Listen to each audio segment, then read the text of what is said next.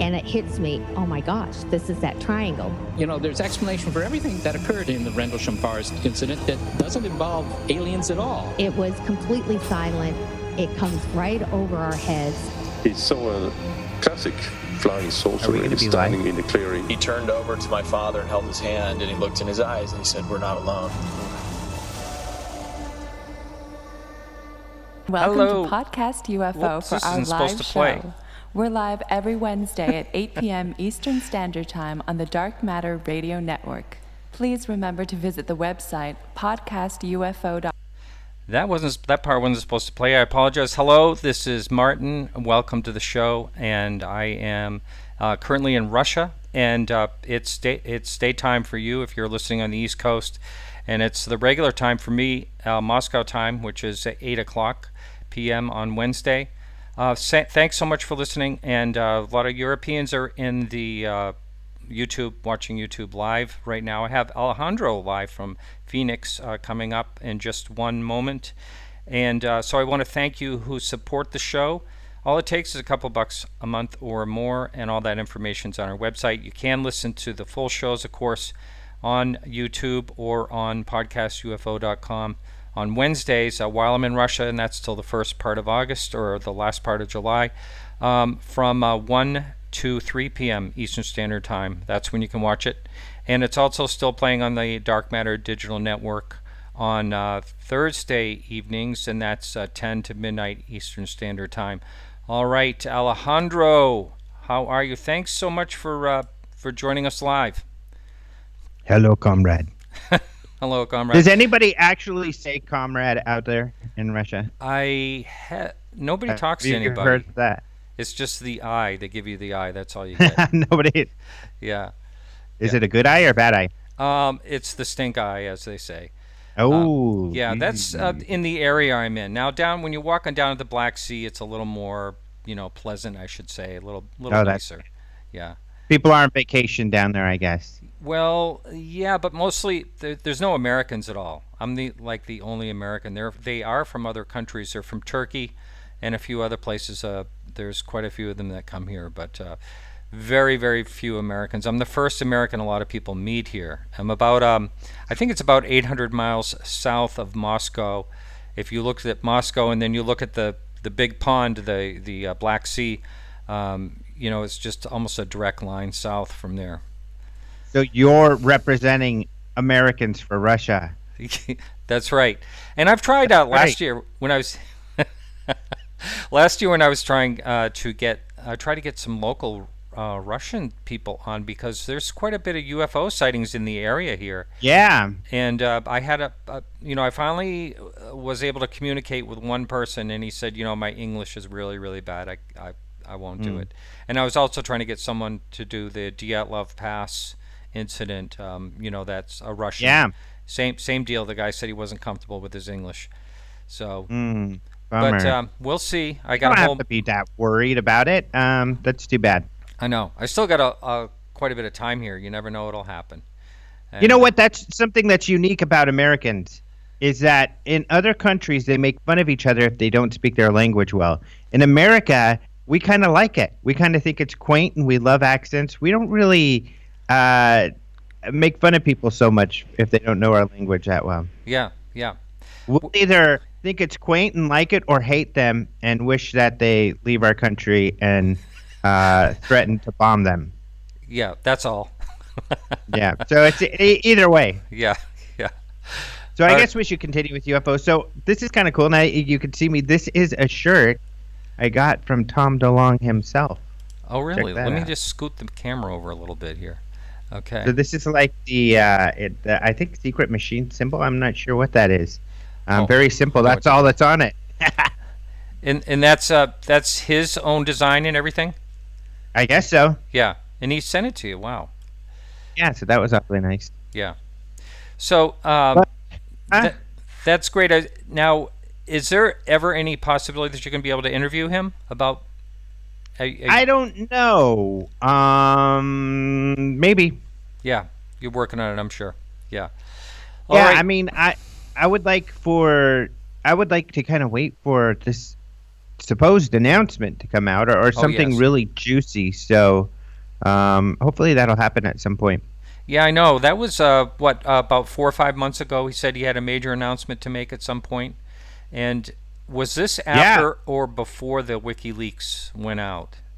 This was after. This was at our conference that he made this announcement. Oh, that's right. That something was going to come out. And then we did a video because we gave him an award, and that video with him talking to us went viral. And so it got all over the place. So people really knew about this supposed announcement that was supposed to come. But it still hasn't come. So Yeah, we'll see what happens with that. So what else is going on? There's a few things going on. I mean, I was on your show on Monday, and we seemed to eat up about a whole hour's worth of news. Yeah, we had a lot of stuff. It wasn't quite that long, I don't think. Maybe these things drag on to you. I like doing this, and I like talking with you, so time flies, but you don't necessarily have to feel the same way. But yeah, there's a few stories here. So I think it's been a couple weeks. One of them, I don't think we've talked about this WOW signal thing with on your show. No, we didn't. No. And I think this is really cool because essentially the WOW signal, a lot of your listeners probably know what it was, but in 1977, scientists who were working on the Search for Extraterrestrial Intelligence project, commonly known as SETI, were listening to radio signals like the movie Contact because they're hoping to hear aliens, and they've been doing this for years. Well, the only interesting signal that they've received is called the WOW signal. That was in 1977, and this signal, nobody's been able to figure out what it is. And of course, SETI scientists, the most well-known being Seth Shostak, are very conservative.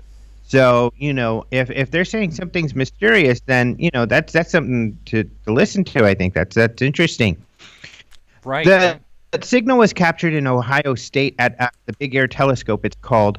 And nobody's really challenged yet. People kind of come up with ideas. But a guy named Antonio Paris and a colleague of his posted a paper in the Journal of the Washington Academy of Science. So this is like a peer review type of thing. Antonio is an astronomer at St. Petersburg College. His co-author is Evan Davies. But what's interesting about Antonio is he's also a UFO researcher. So some of your listeners may even be familiar with his paranormal research group. He used to be a MUFON investigator and involved with MUFON. I think he might have even been on the STAR team and everything. But I've had him on my show talking about this and other UFO stuff. But yeah, this paper he and his colleague wrote got in the news all over the place because they were saying that they figured out what it is. It was actually these two comets. So comets do emit radio signals, and at the same frequency the WOW signal was found. And there were two comets in the area that people didn't know about in 1977. So they're like, they didn't know back then that there were comets right there. We know that now, so that's what it must have been. However, the SETI scientists, interestingly, have said, no, this still could be alien. It's kind of weird, right? Yeah, you'd never expect them to say that. Yeah, people expect SETI scientists to be debunkers. But in this case, they're like, no, we still don't know what it is. They could be aliens. Their main arguments were that the comets are not exactly in the right place. The signal was too powerful for it to have been that, and that this radio telescope, the Big Ear, has two listening devices that go around, and one follows the other. And if they were comets, then it would have been caught on the first horn and the second horn. That's what they call them, horns. But it was only caught on the first, not by the second, which was only like a minute or so after the first. So it turned off. And their argument is that if the comets were emitting that sound, they wouldn't just turn off like that. And Antonio says that's right. They are right that it wouldn't turn off like that. But he suspects, has not proven, but suspects that the Big Air Telescope was not working correctly, and that's what to blame. But Seth Shostak has actually written an article disagreeing with Antonio Paris and his colleague. And also, the man who first discovered the signal did an interview with Life Science, who also says he disagrees for the same reason Shostak does. They did interview Antonio Paris on this Live Science article, and he did say they are going to do more work studying comets and how comets emit this radio signal at this frequency to learn more about that, because people don't know much about that. So he's still holding on to the idea that it's possibly the comets are the answer, and he's still seeking to study that conclusion to see if he can maybe prove that he was right in the first place. Do you think that they have been studying that area of the sky, or I don't want to say the sky, that star system or anything, since this has happened on a regular basis? Yeah, you do hear about stories because the WOW signal is so popular. You do hear about stories where people do try to listen to that area to try to get a signal. It was only heard once, and that's part of the problem, is that we've got this one weird signal. We don't know what it is. It was so strong. It seems like it could have been directed to us. But in order for it to be confirmed as something more anomalous, they need to record it on several occasions, and they've only received it this once. So who knows? Yeah. What if it was like a watch out, watch out behind you? There's aliens headed your way, and then the aliens destroyed the people who were trying to warn us. I think you're watching too much Independence Day or something. Yeah, Doctor Who. Yeah. Right. So that's a really cool story. I love that story because one, it involves a UFO researcher who is an astronomer and a very credible person. That's why it's taken seriously. In fact, a lot of the science magazines, those who follow space science, probably read about this because it's been all over the place. And two, we have the SETI scientists like Seth Shostak on what is kind of our side, defending the possibility that some of this could be extraterrestrial. So that's pretty funny too. So it is. Yeah. Cool story. Right. So what else is happening? So moving on. Your good old buddies at the Midnight in the Desert, who used to work with the station there, but they've released this MJ12 document, alleged MJ12 document. Of course, I personally feel all the MJ12 documents are hoaxes. And the very first one is an admitted hoax, something people deny. But you could read about that, actually, in this story I posted about it. So Heather Wade took over for Art Bell on his much-anticipated podcast that Art Bell started, but unfortunately only did a few episodes before quitting yet again. So Heather Wade took over. She says she received some MJ12 documents from an anonymous source, but someone she said she knows and trusts. She posted those documents and said she's looking into it. She's asked Stanton Friedman to look into it, but she's seen no evidence of fakery. I think she's being genuine. Some people are attacking her, but I personally don't believe there's any reason to. She's just being honest and posting these stories. However, practically everybody disagrees that there's not evidence of fakery in these documents. Even Stephen Bassett had sent out an email saying, well, these might be real or disinformation, and then soon after sent out an email saying, no, this is a complete hoax. And pretty much everybody else has come forward and said that. Friedman has not come forward with his opinion. But as I write in the story about it, the documents are pretty silly. Especially there's a section where they allegedly interview an alien, and the conversation is really kind of goofy. Yes, Yeah, I was just saying I had Kevin Randall. We discussed this last week on the show for the entire show, basically, or most of the show. But also, just to let you know, I have coincidentally I booked this months ago, but I do have Stanton Friedman on next week. So interesting. We'll be exploring that topic even deeper. Yeah. Well, read my article and look at some of my other arguments if you. Yes, I did. I did check it out. Yes. And Stan's a fun person to debate with because he loves debating. He just loves it, and he's got a great attitude. He does not hold grudges or get upset with people. He's just really cool. He has debated Seth Shostak quite a bit, and he still admires Shostak very much. So even though he feels he's wrong. But the other big news then, moving on, and we'll see if you had a guest and talked about this, and these UK files. So we've been waiting for these UK UFO files for literally years.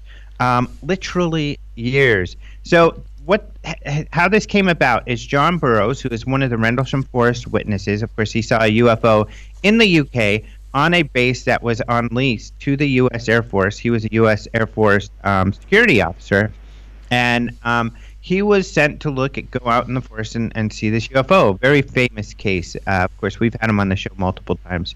I'm sure you have as well. But John Burroughs has been doing research on Rendlesham, and he found these documents that he asked to see. This was back while the UK government was releasing all of their UFO documents. So they said, well, we're releasing all our UFO documents, so they'll be in there eventually, so you're just going to have to wait. Well, the last batch of UFO documents came out, and they weren't in there.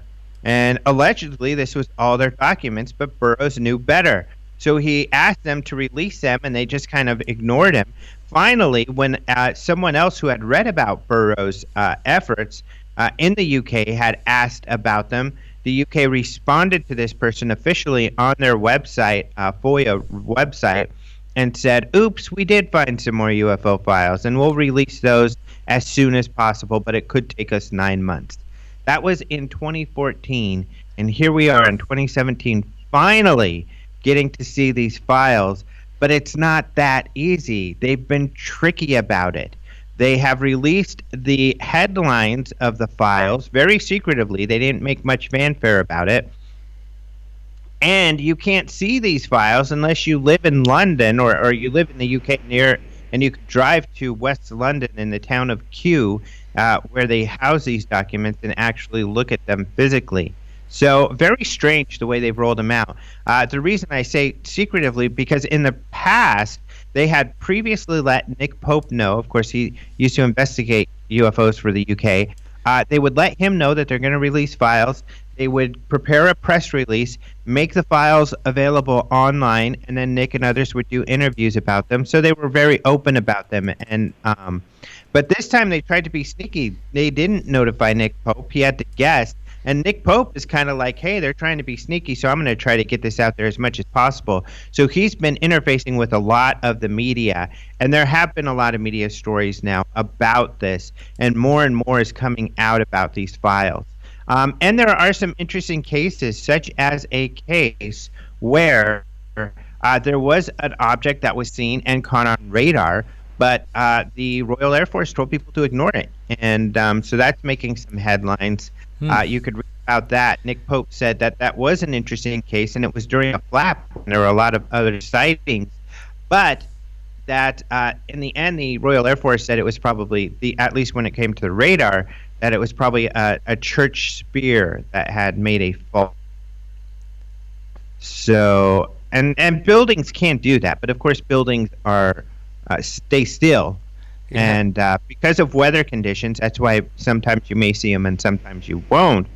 But, buildings don't move, and it's something they probably would be aware of because, it's something they would see occasionally in that area. Wow. So really interesting. It's great that we finally received these files. Hopefully, there will be some media pressure on the UK government to digitize these and release them. Otherwise, we'll just have to wait. And it's harder. In the United States, you can go to an archives, scan a government file that isn't available online, and make it available because as taxpayers, we all have rights to those files, and we can use them at will. In the UK, it's different. The government keeps copyright, so you can't share willy-nilly their stuff.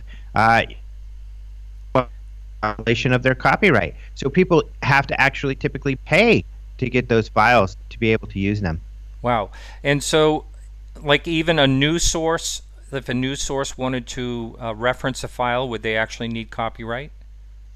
They can reference a file, they can quote it, and I'm sure you can quote it at length, but you can't post that actual file. You can post a link to the file in the government UK government archives. But, a lot of us in the UFO field have been kind of pushing the line when it comes to these UFO files. But nobody has, that I know has been told to take anything down.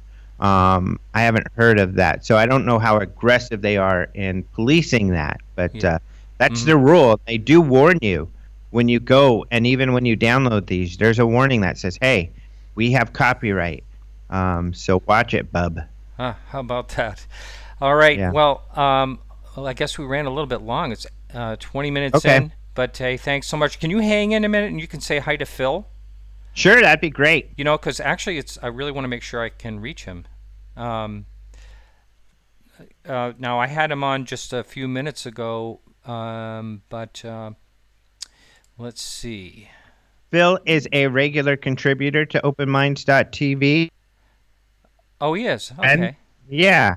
Yeah. So, yeah, in fact, I have a question I wanted to ask him today. All right. I want to see if I can get him on because right now it's only letting me add him as Skype, and I really need to call his number. Let me give this. I'll give it a try. See what happens.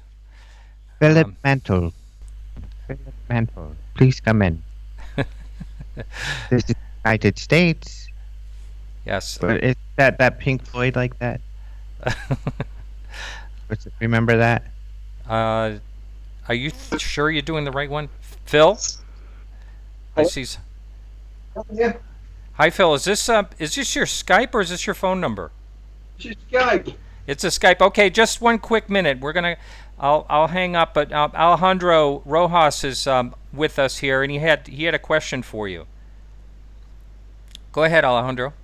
Oh, hey, Phil. How you doing? I'm all right. Nice to see you. Good. So I'm sure this is something you'll talk about with Martin, but I was wondering if you had written an article on the Roswell witness in Irina's new book that you published, which I'm sure you'll talk about, because I would love to post an article on that whole thing. So, yeah, and it's great because I love, you contribute, and I love your contribution, so that would be fun. Yep, you shall have it this evening. No problem. Perfect. Thank you very much. My pleasure. Well, you guys have a great show. All right, Alejandro. Thanks a lot, and we'll be talking to you pleasure. next week. All right. Adios. Bye-bye. Phil, I'm going to see if I can. What I'm going to do is I'm going to. Phil, can you hear me? All right, hang in, everyone. This is a little bit tricky. Here we go. I'm going to see if this will work now.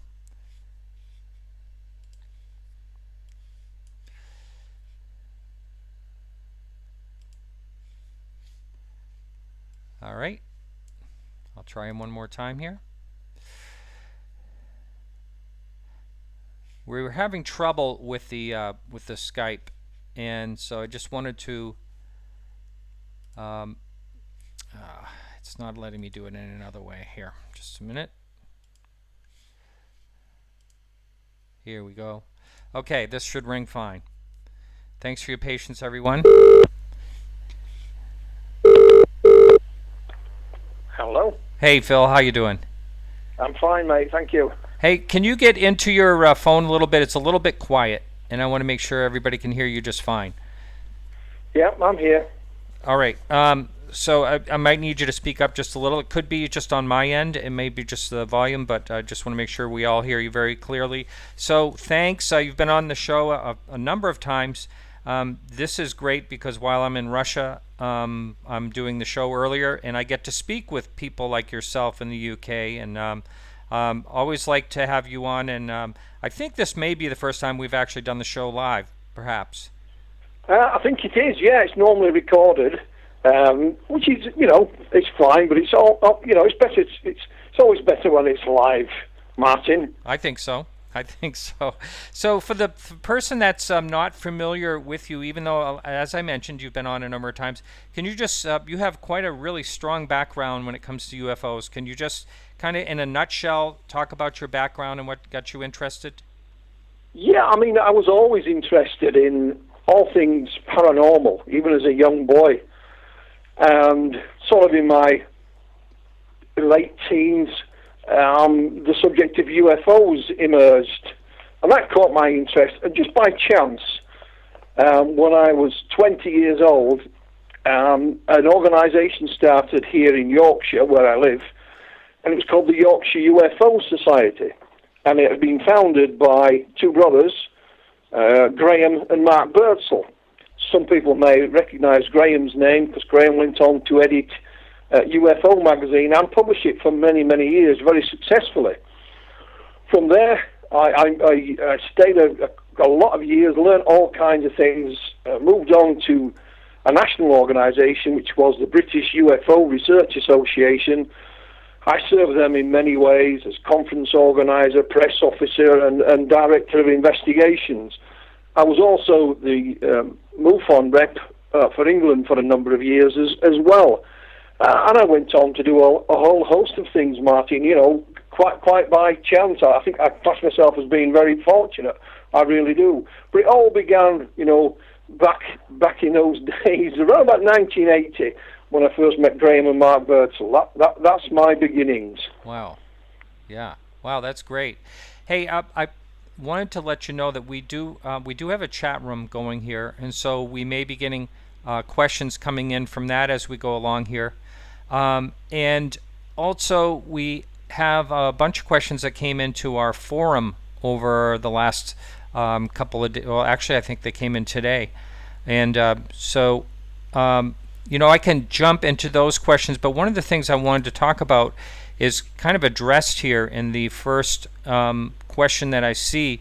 And I wanted to talk to you a little bit about the British tabloids, just why they seem to be going gangbusters in the UFOs these days, and how much, what's your opinion on if that's hurting, you know, the official, the stories that are out there. Well, I don't mean official, but the more solid stories are out there. So the first question here is, do you think there were many, or do you think there were any repercussions from government?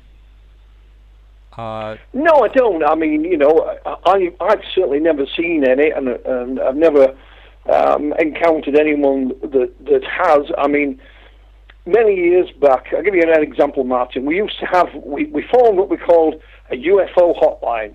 Sounds fantastic. And this is the days before the internet. But basically all it was a telephone answering machine. And it had a dedicated telephone number, and we sent that number here, there, and everywhere.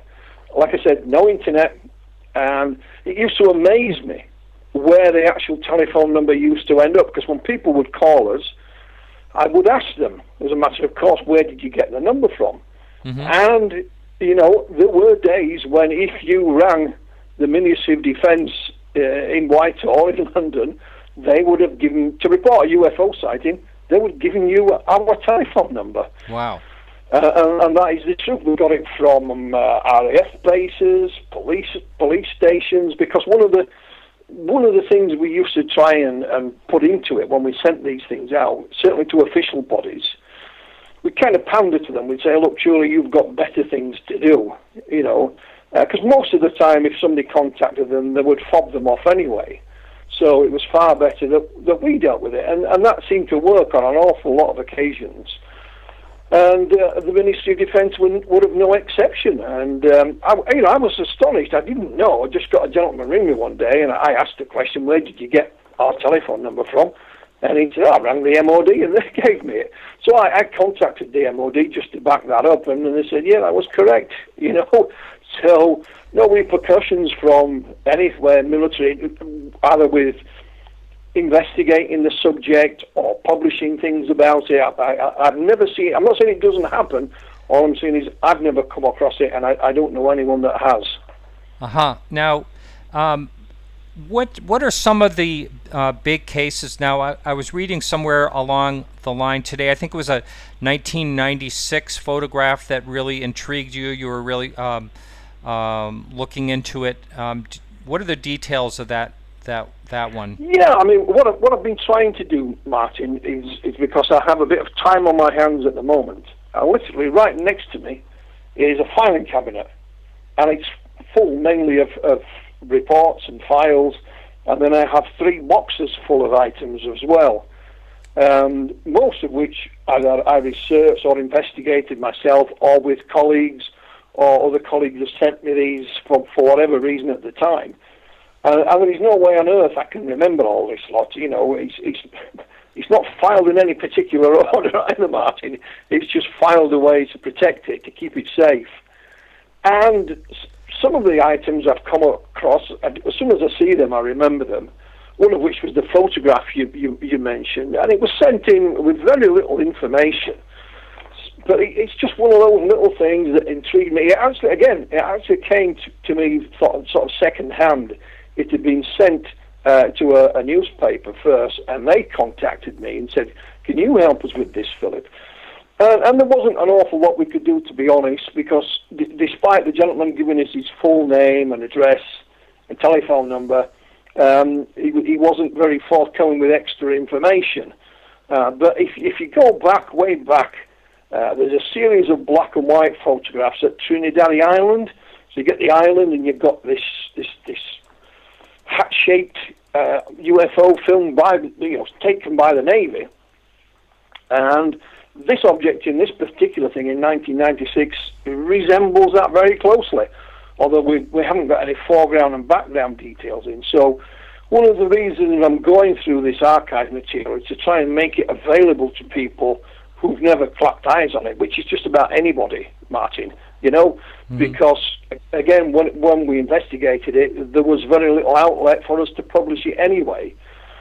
So, and if we did, it was in publications that only had a very small circulation, so virtually no one has seen it. So I've always been in favour of putting things into the public domain if you can, and people can help you research it. Certainly these days you can put something online and it can go around the world in a blink of an eye. That's right. So make it available. People can hopefully help shed some more light on it, or not, as the case may be. And that's not just photographs. That's different types of sightings. Particular. I mean, what I started to do is, believe it or not, I pulled out a few cases that I remembered. In fact, I picked 3 out. I won't go into the details of them. And again, these were all cases that were pre-internet days. So I wrote to the 3 witnesses in question, and the first letter I sent out to the gentleman was still living there, still at the same address, remembered speaking to me originally, and I just clarified a few items with him. And I mean, I'm talking about 25 years or more since that was submitted, and he's still there, and still remembers the incident and so on. Similarly, another gentleman and his wife that I contacted, they didn't live at the address, but a family member did, and they passed the letter on, and he absolutely refused to speak about the incident anymore, not because of any fright or ridicule. It's just, I remember interviewing him. I went to speak to him and his wife in person, and it terrified the living daylights out of him, Martin, and he just did not want to revisit it. Mm-hmm. So I accepted that, and changed the subject, because he remembered who I was, and had a chat about something else, what had happened family-wise in between now and then, and left it alone. If the gentleman doesn't want to speak, that's fair enough. You have to accept that. So that's what I've been trying to do anyway, and I'm still on with it. Yeah, wow, that's great. Well, I really appreciate the cases where the people really don't want to talk about it. A little bit, it just adds, in my opinion, only, it just adds more to the credibility, because, they went through something that's horrific and they really don't want to talk about it. And, to me, it just kind of alleviates any factors, any red flags, so to speak.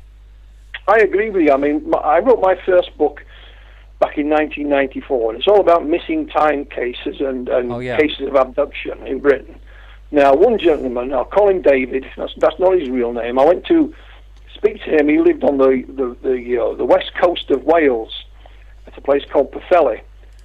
And he was only a young chap, and the basic story is, I'll quickly outline it. He was out of work at the time. He'd been to a friend's birthday, and he was walking home on what he called the main road. We wouldn't call it a main road. There was nothing there. In the field up ahead, he could see a light.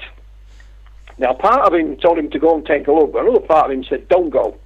Anyway, he walked up in some bushes by this field, and he could see this object that looked a bit like the space shuttle, to be honest, on the ground.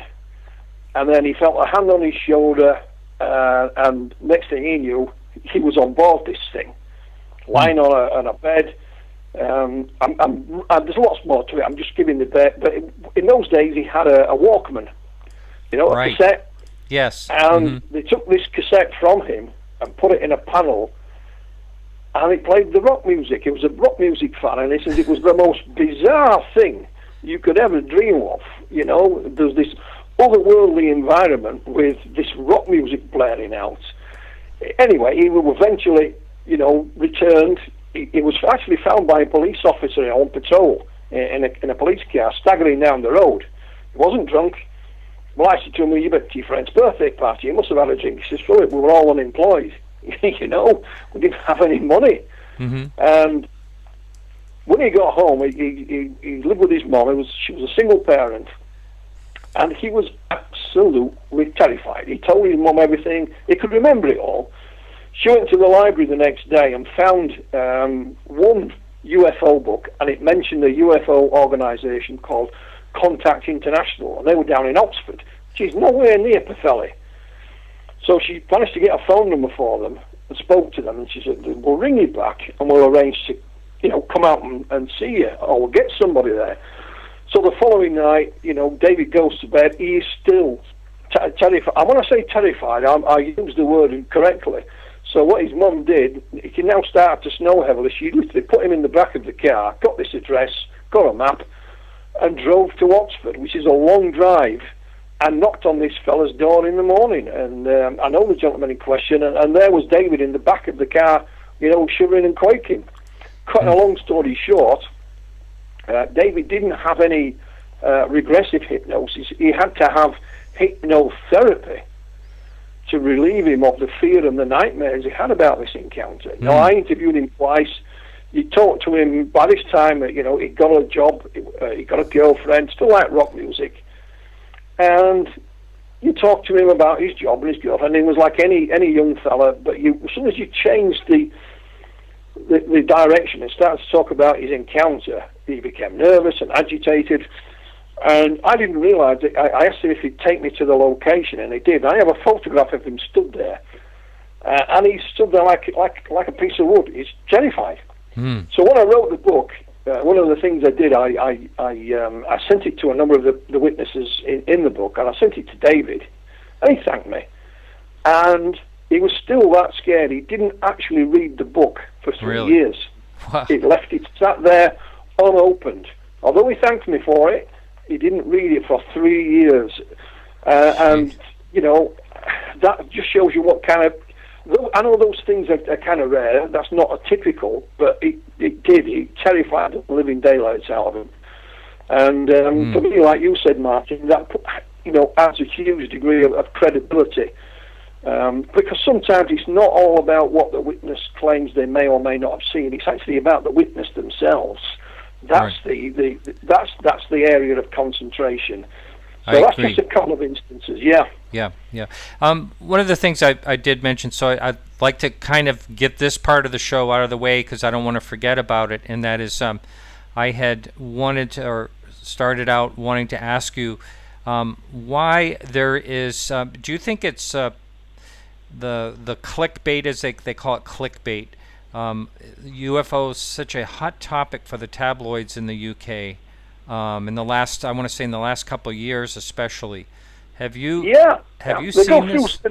Yeah, absolutely, because online it's packed with advertising. If you access one of these articles, and I've recently I've been involved with articles for the national newspaper that have gone online, and as soon as you log on to it, there's articles and there's advertisements pop up here, there, and everywhere. You spend the first minute or so closing down all the pop-ups that seem to get in your face. God, them things annoy me. But there's money to be made out of advertising, and let's be honest about it, it does attract an audience, and that's what they're all about. Newspapers aren't necessarily, whether they're online or in the traditional print ones, they're there to make money. They're not there necessarily to print the truth. Never let the truth get in the way of a good story. It's an old saying. But it is. I mean, and the interest as far as the newspapers are concerned, goes up and down, Martin. They used to call it a silly season subject. Mm-hmm. When Parliament was closed and the football season had ended, what we're going to write about now? Oh, yeah, and it always tended to be around about the summertime was the peak of the interest. There was no football, there was no politics, there were no scandals. All right, we'll do a few articles about UFOs. Mm-hmm. But now, with it being online, it's they can look around and put a story on there instantly. Where you don't even have to have your permission, Mm-hmm. But also, let's be honest about it. We can use it to our advantage as well. If you're trying to get information about something or promote something or whatever, then you can use it to your advantage. So it does work both ways. But most of the time it works in favour of the newspaper. So let's just remember that they're there to sell things, they're there to make money. And as long as we understand that, then you know how to treat it. That's a really good point. And I know a lot of times they will not source their story, or they'll improperly source it, and they will also they'll also just roll with anything that comes out without really looking into it. It's you can tell that it's definitely just definitely for the clicks, for sure. Oh, absolutely. It's amazing where they grab it from sometimes, because even the person that's originally written it doesn't know that it's ended up in the Sun or the Daily Mirror or whatever online. Yeah. Hasn't got a clue. So yeah, but that's what it's all about, Martin. Right. So another question that came in, it says the Rendlesham news story didn't break until 3 years after the actual event. I didn't know it was 3 years, but anyway, do you think there are other incidents that may have occurred but never have been reported to the public in this modern internet age? Oh, absolutely. There's no doubt about it, and I can give you an example. A friend of mine, sadly no longer with us, was down in the Midlands of the UK, and he was just in a pub one night. This is about, 5 or 6 years ago now. Maybe a little longer. And he was a UFO investigator, but he wasn't there on that. And they were just chatting away at the bar, and the subject came up. And there was a gentleman sat down and said, "Excuse me." And it was an elderly gentleman, and he's, "Can I have a word with you?" And it all turned out he was a retired RAF wing commander, OBE. So he was actually got a medal from the Queen as well. And he told them about an incident he'd personally witnessed back in the 1960s. He had the highest security clearance you could have in the RAF, and his security was so high that when the American spy plane came into land in Britain for refueling or whatever, he was notified of it. Now, he was on duty one night and covered the whole of the UK, and he was also in touch with other both civilian and military radar stations, when he tracked 6 UFOs over mainland Britain, and he came eventually to my colleague told me about this, and I got in touch with him, and he told me the story. He came to lecture at one of our conferences, was getting on in years then, and he said, I reported it straight away to the powers that be. They ordered me to make an immediate report of it, which he did. And, had it not been for that casual conversation in the pub that night, we would probably never have heard of it. Not only that, this wing commander, he told me about a colleague of his who had a similar sighting, but not on such a grand scale. So he put me in touch with him, and I managed to interview him as well. And this is the curious thing. With the wing commander, we could find no record of it in the MOD's files. I mean, nothing.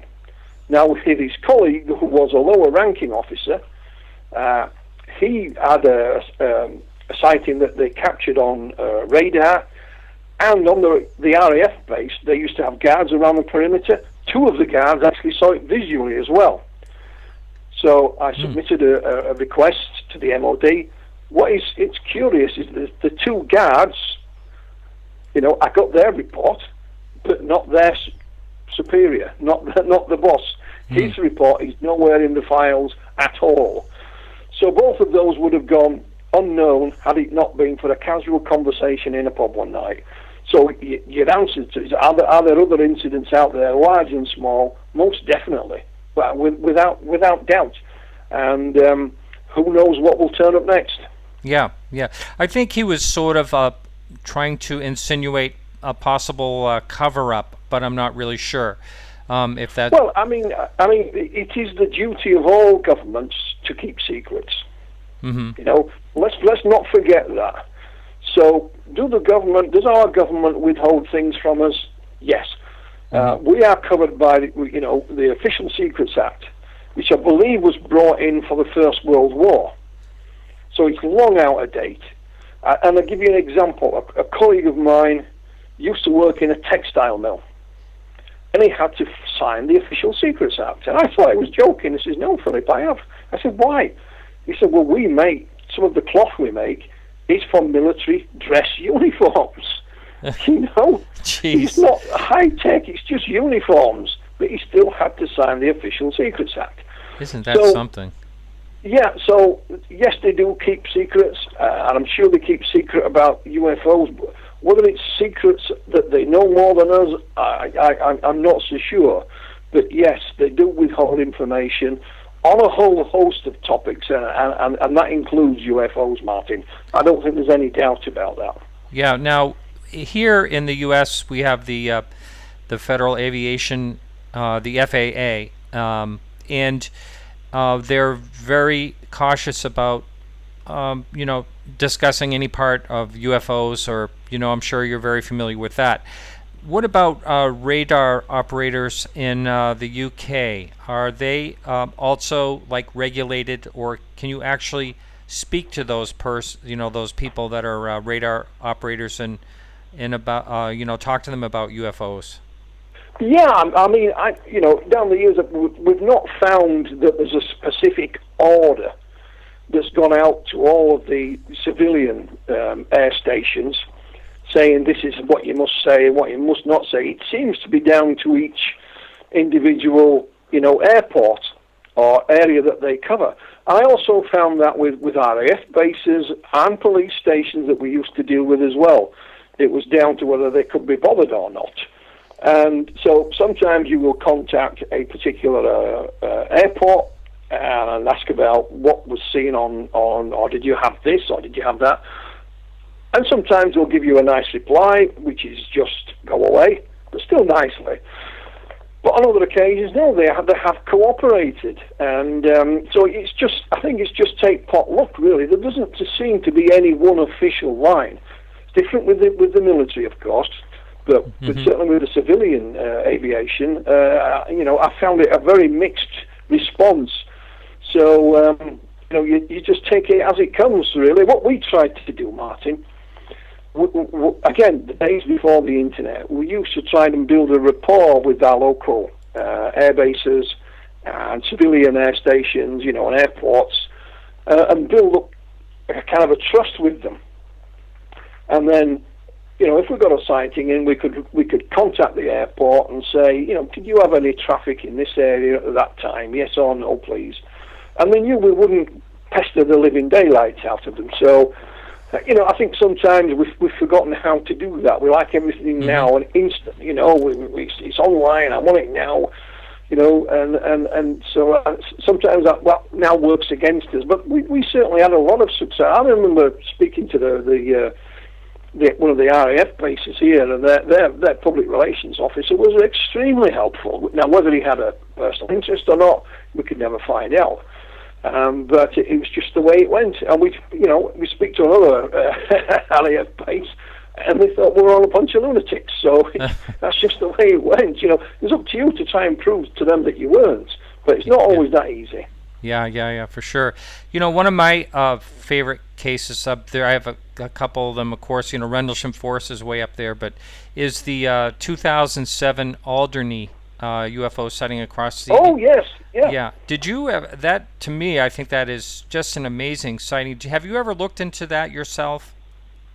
Well, again, I did correspond with the pilot Oh, you did? For a while, via email. Ah, is this Ray? Was it Ray Bauer? That's the guy. That's yeah. the gentleman. Yes. Mm-hmm. And it was investigated by an old friend and colleague of mine who was rather sceptical, I might add. That's called David Clark, or Dr. David Clark. He does have a PhD.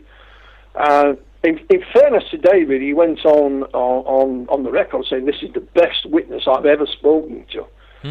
And that was Captain Ray Bauer. And of course, the air stations involved at the time cooperated quite openly. The Captain Bauer wasn't put under any pressure from anyone anywhere. And we did discuss the possibility of him speaking at one of our conferences that we had at the time. And he wasn't against that idea. He was just a very busy man. He wasn't saying no. He was just saying, I have to work for a living. But they did cooperate, and something was tracked on radar. Whether it was the same as the sighting of Captain Ray Bauer, I'm not entirely sure. You use your own judgment in that respect. But I trust my friend David Clark when he says he's the best UFO witness he's ever spoken to. Wow! Can you, for the listener that's not familiar with the story, can you kind of go over what exactly happened? Yeah, well, Captain Ray Bauer was flying a small aircraft, civilian aircraft from mainland Britain across to the Channel Islands.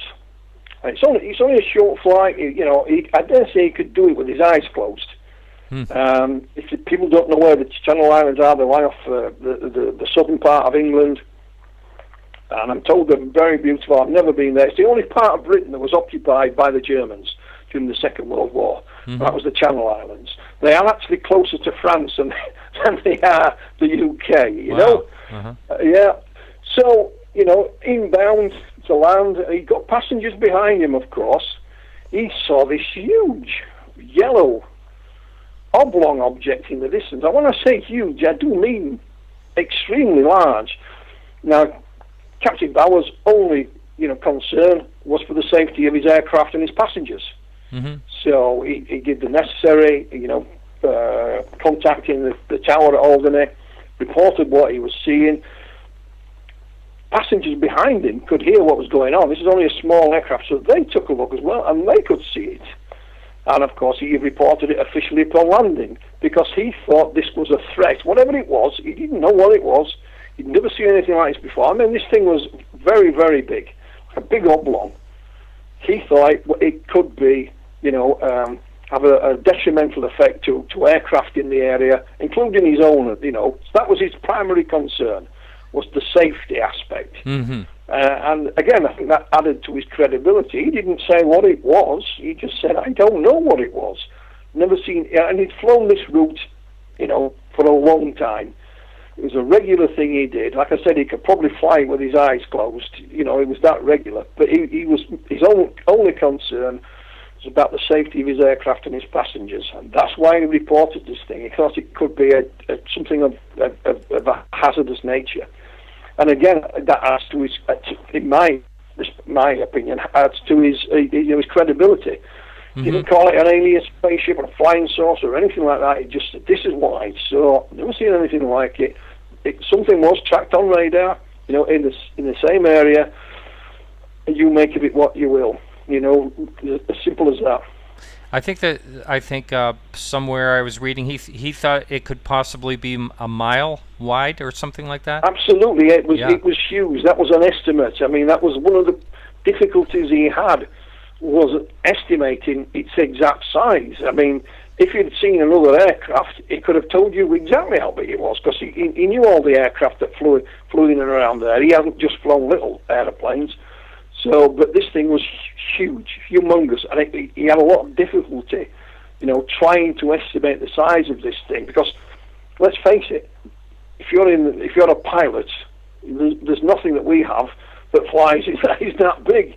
You can't say it was as big as a X or a Y or a Z, because they don't exist. Yeah. So it was quite remarkable, yes. And of course he went public with it. He didn't suffer anything by going public. He wasn't ridiculed. You could tell by speaking to the gentleman, he was genuinely concerned. His observation was supported by the ground crew and the radar and his passengers who were sat behind him. looking over his shoulder, who could also see it. And all it did by going public was, in my opinion, raise his credibility. He had more to lose by going public than he did to keep quiet. But again, think about his concern was the safety aspect. So surely the public at large should know about this. Yeah. And it is a fascinating case. It really is. Yeah. Do you remember how long they were watching this, and if it moved in any type of direction? No, it was several minutes. I mean, from the mainland to the Channel Islands in an aircraft. It's only a short jaunt. It's only taking a long time to swim it, but to fly, it's only a short jaunt. But they did see it. They have it there for a number of minutes. It wasn't just there and gone in the blink of an eye. He was able to give good directions to the ground crew, and tell them where it was, what it looked like, how large he thought it was. You looked for other aircraft in the area. It wasn't a quick thing. It wasn't over in a matter of seconds. Mm-hmm. It was certainly for minutes. And when when you're on a flight that doesn't take that long, minutes is a good chunk of your flying time. Right. Now, going back to your book, I believe that's where this question comes from, the Once Upon a Missing Time. You interviewed an abductee that you called Jane. Was that in that book? Well, Jane was in Without Consent. And what I did, I wrote a novel, called Once Upon a Missing Time. And I actually used some of the information from Without Consent to build up a fictional account of an abduction account, and Jane was in Without Consent. I told you earlier about the UFO hotline we started up. Mm-hmm.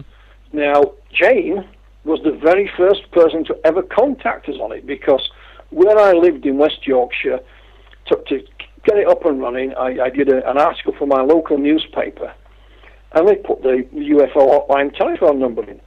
First lady on it was a lady called Jane, and she just said, I had some sightings a couple of years ago, or a few years ago, left her name and telephone number. So I rang her, and she didn't live that far from me, so I thought, rather than talk all day on the phone, can I come and have a chat with you? So she said yes. I made an appointment, went to see Jane. She was, she was the same age as me, in her 20s. Mm-hmm. Had a partner and had a young child. She was a housewife, and as we're chatting, she told me about some sightings she had several years earlier when she was only 16. And then as this conversation progressed, she then began to tell me about close encounter experiences where she was living now, not 6 years prior to that, now and then, in the present tense. And the initial encounter, Jane was awoken at night, and these strange beings were in her bedroom, and somehow they took her to a field that lies behind the housing estate where she lives. And I've been there, and there's nothing there. There's a factory there, and that's it. But in this field was this large object. She remembers walking towards it, but not actually going in it, but she remembers being in it, and she said she was given something to drink, something to eat that looked like, you call it candy, we call them sweets, and she was made to undress, and she was put into a bath, although there was no water there, but she said this bath seemed to have been made just for her. It fitted her body perfectly. And then she was returned, and she described these beings as the small grey creatures that a lot of people are familiar with. There's a lot more information to it than that. But this was just one of a series of encounters that were ongoing.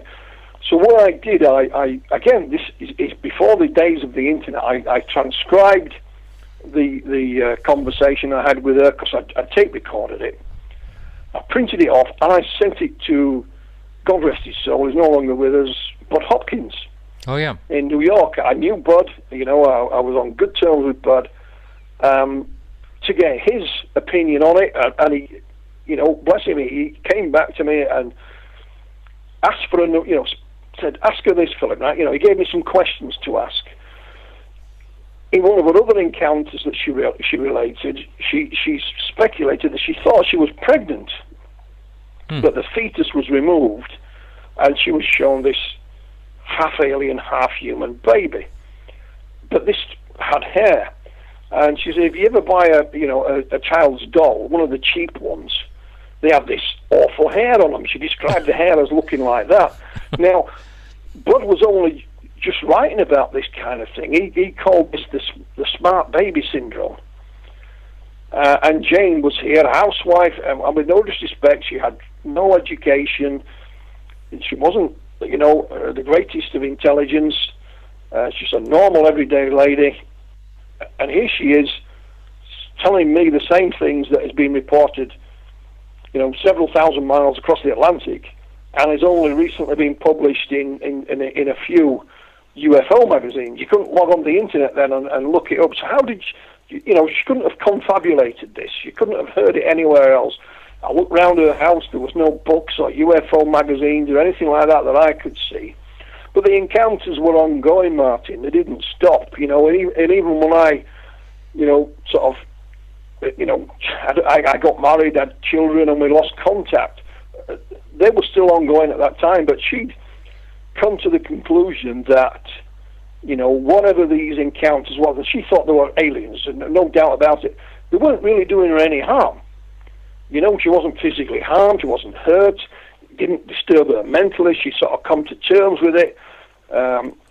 She was of the opinion that they happen, and there's nothing I can do about it. I mean, before she spoke to me, she went to see her doctor. And this was an era when any housewife went to see the doctor and said, I'm not feeling well, they mainly got prescribed some tranquilizers or whatever just to get rid of them. And Jane said the medication didn't do anything. These experiences still happened. So she didn't mince her words. She told the doctor where to stick his medication, Mm-hmm. And I took her to see a psychologist. He was at Manchester University. He was a friend of mine.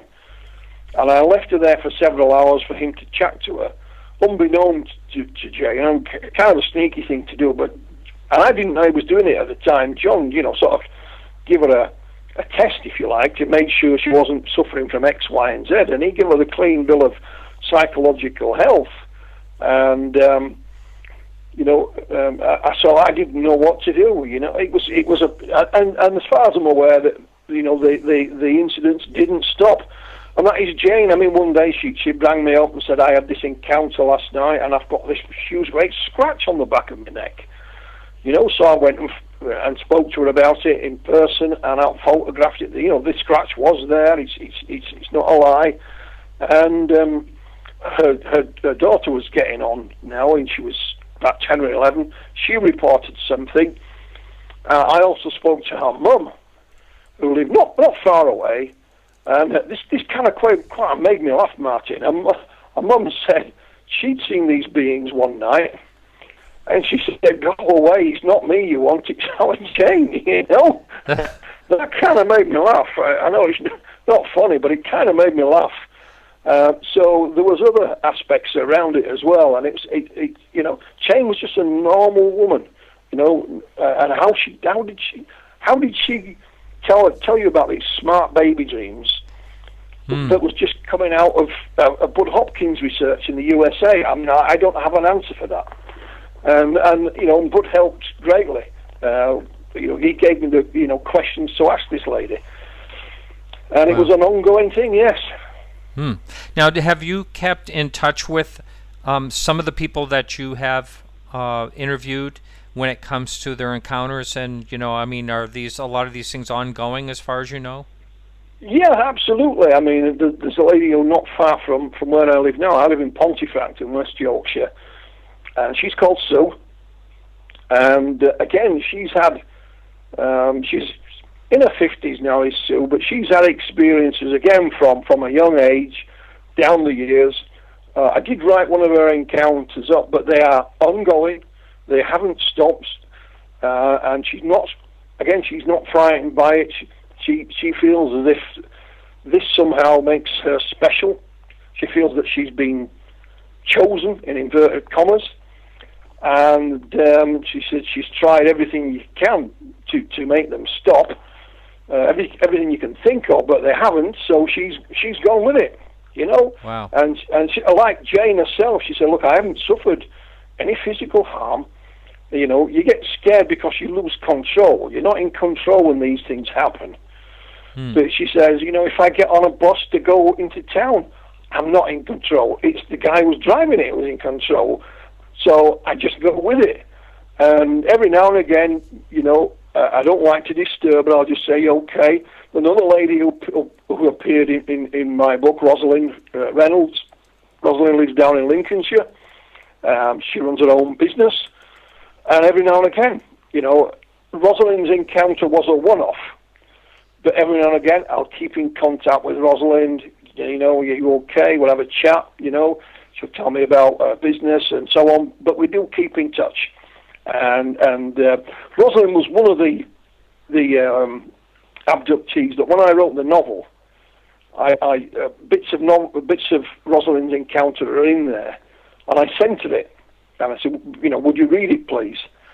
And give me an opinion as someone who, I mean, she had a very, I won't go through Rosalind's encounter because it's very long.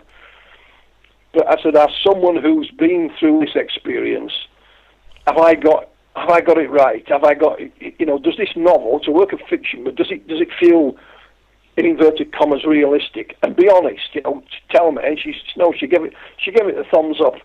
So I was quite happy with that. I'm not bothered what any other critic says, but, you know, Rosalind gave it the thumbs up. That's fine by me. Mm-hmm. Mm-hmm. Well, that's good. Sure. Now, I want to switch gears a little bit because there's a question here that was put in the forum, I think today or so, and Bill says, "I've heard you comment that all crop circles are fake, and what leads you to that conclusion?" Yeah, again, it's a good question, but when the crop circles first hit the headlines here down in the mid-'80s, early 1980s, they were in Wiltshire and Hampshire, and it's a good old drive from where I live, but I went down, I drove, it was red hot. And there was just something then, when you saw these circles in the field. I went to a place called Westbury, which is not that far from Stonehenge and Warminster and places like that, and it was at a place called Bratton Camp, this big hill with a big white horse on it, and then the fields below is these crop circles. There was one big circle with 4 satellite ones, and then up in the left-hand corner of the field was one on its own, and something just didn't strike me as being correct, Martin. I thought, you know, what the hell is this? So if you track it, you know, a couple of old boys did come out, Doug and Dave. They said they'd made some of the earlier ones. Mm-hmm. And what is interesting, I'm in the process of republishing our conference proceedings from 1991, and there's a paper in it from Jenny Randalls, who was a colleague at U4 at the time, well-known author in her own right. Her paper was about the crop circles in England and how they developed. I kind of agree with Jenny to some respect, because what her and a colleague did, they did a survey of a lot of the farms in the area, and lo and behold, you know, they did recount crop circles going back several decades, if not even further. You know, because some of the land had been farmed, man and boy, father, son, grandson, and so on. But all of those earlier ones were just simple little circles in the field, and they just shrugged their shoulders and accepted them. It's only then when you come into the 1980s you get the more complex ones, and more complex, and more complex, and more complex, and so on. So I'm of the opinion that they are man-made, but perhaps, you know, the earlier ones were not. Similar, in the same proceedings, we had a gentleman over from Australia to speak called Paul Norman. Paul was actually American who'd immigrated to Australia after the war. And he's called an update from down under was his presentation. And one of the things, again, that he talks about is, he just calls them circles. And there was a number of those in the 1960s and the 1980s in certain locations in Australia, one of which was Tully. I can remember that one. But they were very simple. There was none of this complicated patterns and layering and so on. So, in my opinion, they're authentic. I also know one of the guys who was a crop circle hoaxer. And some people say that there is no way that can be made by a man. Well, I know it can, because this gentleman can do it, you know. And he's called John. He's called John Lundberg. And John has even done it, you know, as a, in inverted commas, commercially. He's been hired by various TV companies to make a crop circle for their advertising or their TV show or whatever. And also there was an incident that didn't get a lot of publicity down near Leicester. Again, we're going back a long way, where a small number of people made a crop formation, no longer a circle anymore, remember? And they filmed themselves doing it, and they left it. Didn't say anything to anybody, they just sat back. Sure as eggs, it was discovered, which they knew it would be. The so-called experts were brought in, you know, and after a day or two announced it as authentic. And then they come out with the videotape saying, well, sorry, it's not, you know, and here is us making it. Then they were arguing why the video must be a fake, because you couldn't have made it, you know? Yeah. So that's where I'll admit to the gentleman who gave the question, I'm not an expert on crop circles, but for me, it lost the interest very, very early on, because I do know some of the people. I mean, we've even had one gentleman that was taken to court for making a crop circle and summons and ended up with a small fine, you know? So, and I know John, and John is a terrific artist, and people say, well, there was a hidden message in this crop circle, and I look at John and he just smiles. He put the message in there for you to find. You know, if you didn't find it, it didn't matter, you know? So, yeah, if people want to believe otherwise, I'm happy with that. Well, yeah, I've always been on the fence, so to speak, and I've interviewed a few different people. I know Colin Andrews, I believe, is in England, does a lot of research on them, and in the United States here, I can't remember her name. I've had her on my show before, but she was funded actually by the Rockefeller. I'm trying to remember which Rockefeller it was that was funding people, and the organization is still going today, and it's a 3-letter... Oh yeah, I mean, again, in Jenny's paper in our conference proceedings, one of the things she also looks at is not how they start with a basic crop circle and then they end up with these weird and wonderful, you know, patterns, but also the explanations for them. The early explanations, when they were still quite simple, that these were the landing marks of a flying saucer.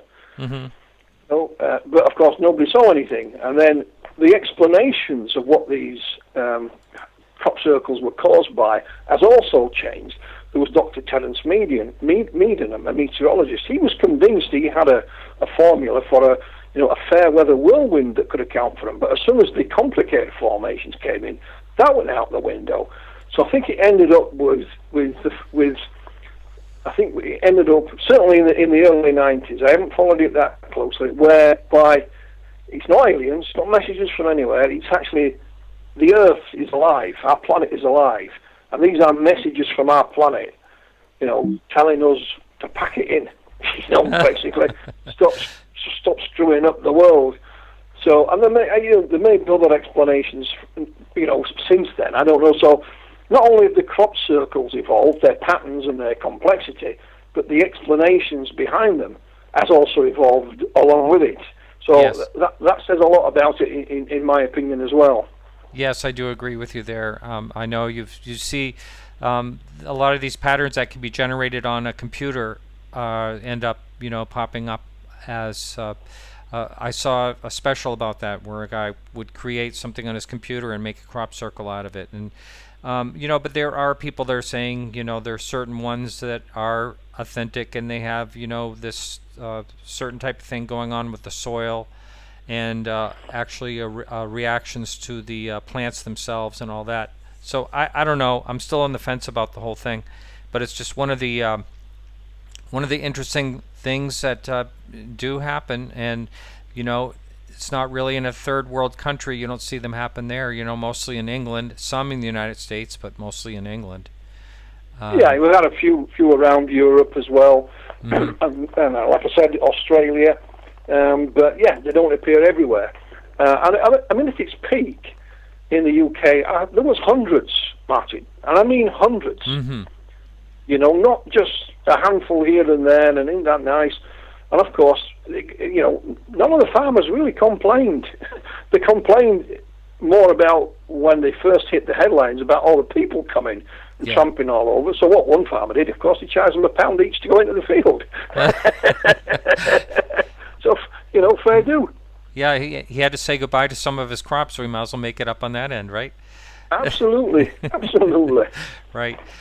So what you have actually been involved in, is it out of here media or something like that? What's your, you actually have helped publish books like we were talking earlier, Dr. Irina Scott? I started at the end of 2015, and I formed my own little publishing concern, and it's called Flying Disc Press. Oh, okay. Mm-hmm. Out of Here is a website we used to have, and it's still going. That's all about the alien autopsy film. But oh, okay. Uh-huh. Yeah. So what happened was, in 2015, a colleague of mine in Poland sent me a manuscript for a book, not to publish, just to read. He was practicing his English writing. I got to be honest. I took one look at it, and his articles that he'd written, and bear in mind I've edited a few magazines on my time, his articles were great. And I put it to one side. And then I read the first chapter and thought, this is interesting. And I have a friend here called John Hanson, who has his own publishing concern called Haunted Skies. And John said to me, and encouraged me, and said, why don't you publish it, Philip? You can join up with this particular print-on-demand company, and I'll run it, give you the details, and you can publish it. So I asked my colleague in Poland, he's called Peter Cielebius, if he wanted to go down that line, and he said, yeah, why not? So I got a contract, I edited it. I think I missed a few bits and pieces, I've got to be honest. It was a steep learning curve. But anyway, it's an excellent book. I'm not bragging, but it really is an excellent book. Published it. It has been, very well received. That was then followed up by UFOs. That was called UFOs over Poland. Right. I then followed that up with UFOs over Romania. Again, because a gentleman I know called Dan Farkas, a PhD, had written a few articles, and they were fascinating. So I asked Dan if he had enough material for a book, and he said, "Are you joking, Philip? Dan's gone past 70 now, and he said, I got more than enough." So he put the book together, and again, for me, it's absolutely fascinating because most of the material in there has never been published in English before. So again, that got good reviews wherever it went. It's still going. And then literally this month, I published another book by an American lady, Irina Scott, PhD. It's called UFOs Today: 70 Years of Lies, Misinformation, and Government Cover-Up. I think the subtitle will give you an idea of what it's about. And she's worked all her life in academia as Irina. She's now retired. And it's a look at the phenomena from an official point of view. She was even involved in some of it at some point. Her husband worked at Area 51. It's not a rumour, there's the copy of some of his documents in the book. And again, that's been extremely well received wherever it's ended up. And we launched it here on June the 1st, and it will be launched in June in Roswell, in America this coming week at the Roswell Incident Conference. That's right. That's coming right up, isn't it? Yeah. Yeah. I'm not there. Irina's not there, but it's part of a presentation that MUFON are doing because they were involved in a little piece of the book, and I've also signed an agreement with MUFON. They're going to reproduce it in a hardback and ebook edition. So we're working together on that as well. So it's been very rewarding, not financially, but I'm not too concerned about that. I'm quite proud of publishing 3 totally different books, all new to the market. And then what I've also been able to do is republish some of my older works as well. I mean, again, it's not for the money, it's just that they're out of print. If you want a copy, well, every now and again I get someone ask me, oh, have you still got a copy of this, Philip? Well, you might be able to find it online and they'll charge you an exorbitant price for it, but they're now available for a standard price, and they're there if people want them. No, that's great. I think it's really very fascinating to have like UFOs over Romania, UFOs over these different countries that normally are in a different language, and we can actually read them in English.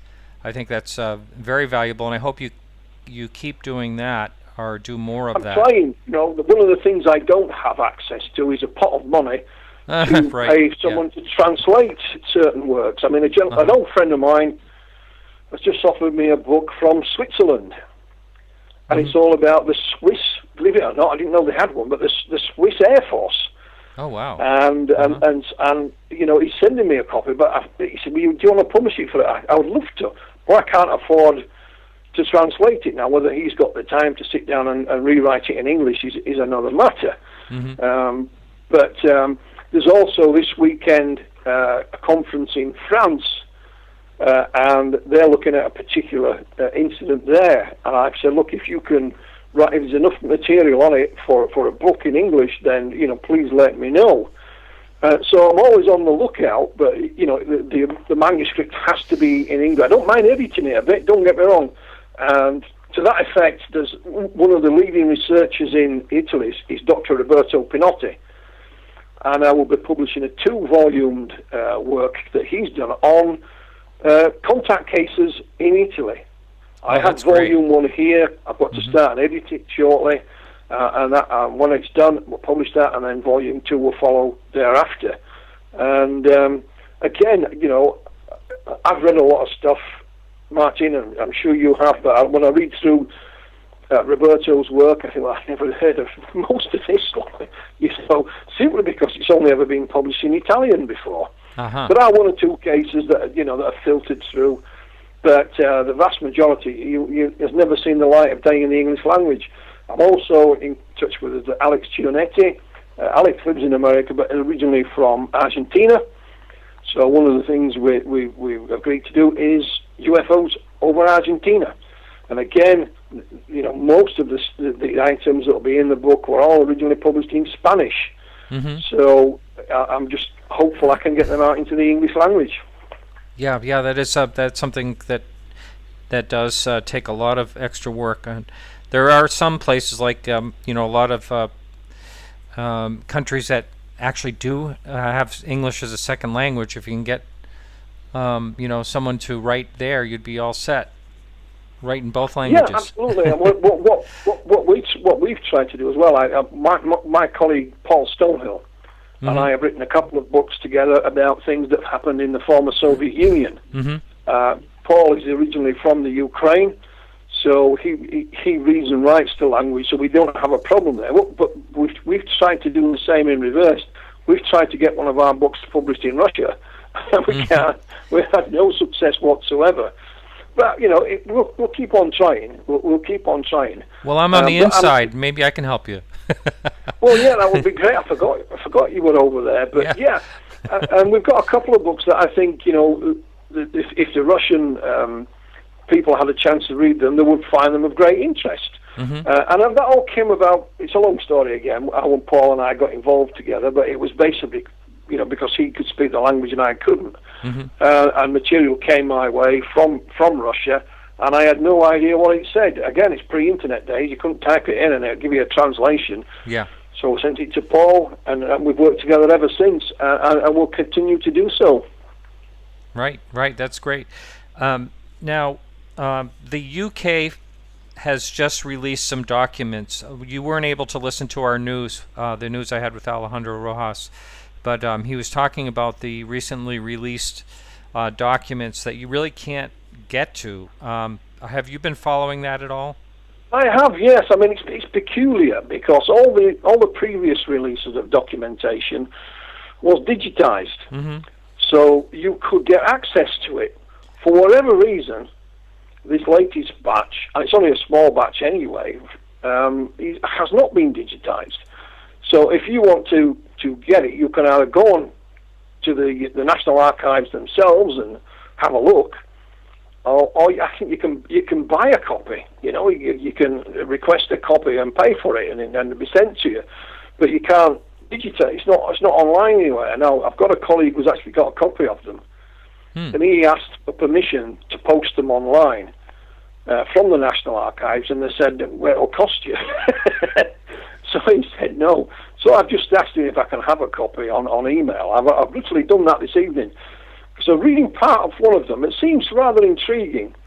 And we go back to the Rendlesham Forest event, and they say they call it a UFO, a UAP, unidentified atmospheric phenomena, landed at Roswell, and that landed at Woodbridge, and that's strange, you know. So there's an admission that something happened, but by calling it a UAP, it still keeps it open. So, you know, old Rendlesham gets another mention in there.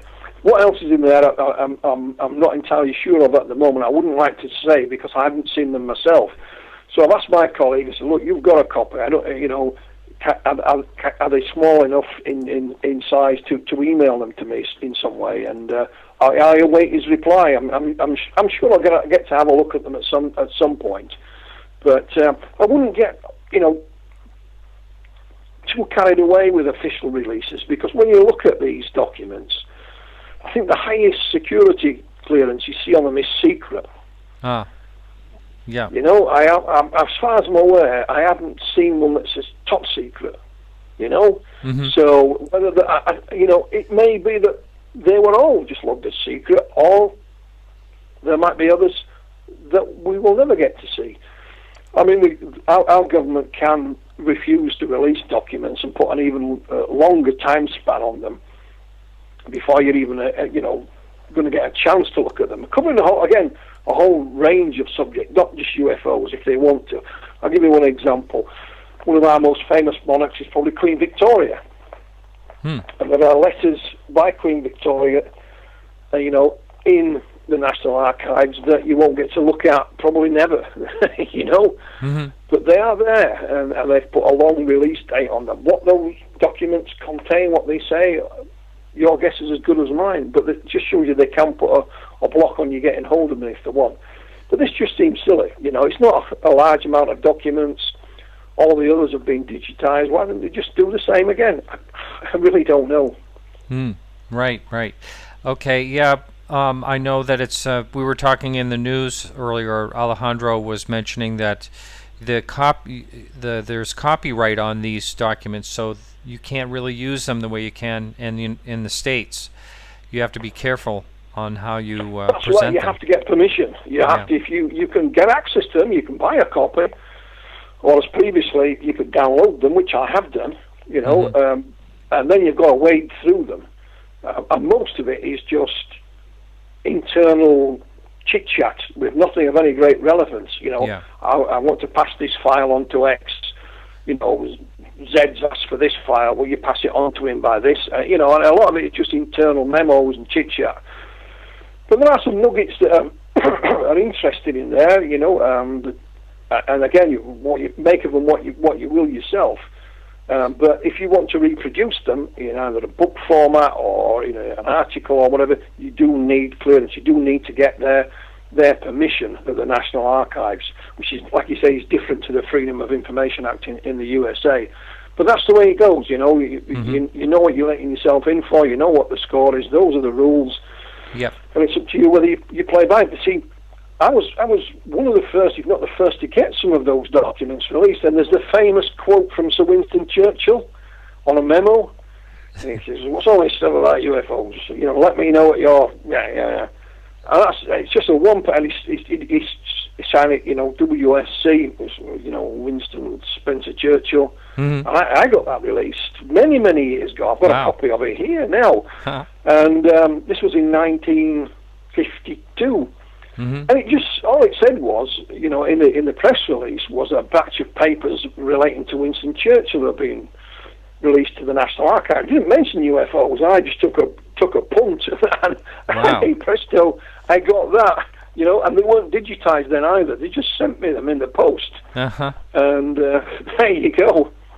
Wow. Do they redact them like they do in the States? Yes. They do, yeah. Yes, they do. Well, a lot of it's personal information. Yeah. Well, it's mainly names Yes. of people. Mm-hmm. In fact, we have a report here that was done, I think it was done in the 90s.